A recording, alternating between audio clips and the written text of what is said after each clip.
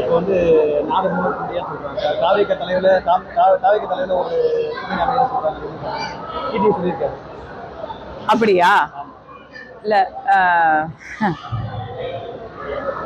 உண்மையா சொல்றேன், எல்லாருடைய குறிக்கோளும் ஒண்ணுதான்.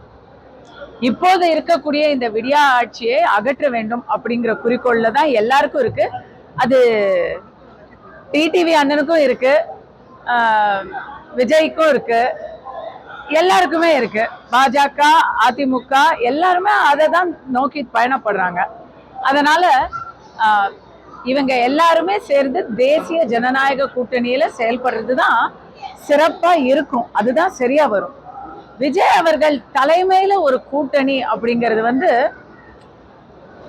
இந்த கரூர் சம்பவத்துக்கு அப்புறம் அது சரியா வராது அப்படின்னு நினைக்கிறேன். ஏன்னா விஜய் கட்சியில வந்து அவருக்காக துணை நிக்கிறவங்க, கரூர் மக்கள் கூட அவங்க கூட இருக்கிறாங்க. ஆனா அவர் கட்சியில இருக்கிறவங்க அவர் கூட இருக்கிற மாதிரி தெரியல. இன்னொன்னு, இத சொல்றது நான் கொஞ்சம் ஜாடமாடியா சொல்றேன். விஜய் சுத்தி இப்ப இருக்கக்கூடிய சகவாசங்களை கட் பண்ணிட்டு அவர் வந்து கொஞ்சம் புதுசா முன்னெடுத்து வைக்கணும். குறிப்பிட்ட ஆதவ அர்ஜுனாவை சொல்றீங்களா? இல்ல, நான் வந்து இவ்வளவுதான் சொல்றேன். அது ஆணோ பெண்ணோ அதெல்லாம் கூட நான் சொல்லல. அவர் வந்து சுயமா முடிவெடுத்து மக்களுக்காக ஒரு தலைவனா வெளியே வந்து செயல்படணும். ஏன்னா இப்ப அவருக்காக அவர் மேல வச்ச நம்பிக்கைய கொஞ்சம் கூட போகாம கரூர்ல நிறைய இழப்புகளை சந்தித்த, மரணத்தை சந்தித்த குடும்பங்கள் கூட விஜய் மேல இருக்கிற நம்பிக்கையை இழக்கல.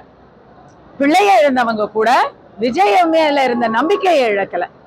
அதுக்கு அவர் வந்து அந்த நம்பிக்கைக்கு அவர் கண்டிப்பா ஏதாவது செஞ்சு ஆகணும். இப்படி வீட்டுக்குள்ளேயே முடங்கி இருக்கிறது எதனால அப்படிங்கிறதுக்கு 4 விதமா, இன்னும் 4000 விதமா பேச ஆரம்பிச்சுட்டாங்க. அந்த பேச்சையெல்லாம் உடைச்சு அவர் வெளியே வந்தா தான் சரியா இருக்கும். கண்டிப்பாக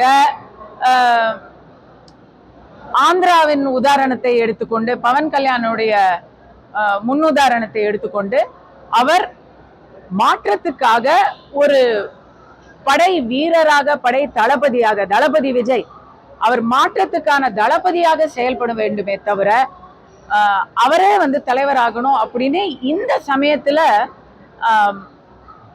அதை விட மாற்றத்துக்கு அவர் உறுதுணையா இருக்கிறது சிறப்பா இருக்கும்.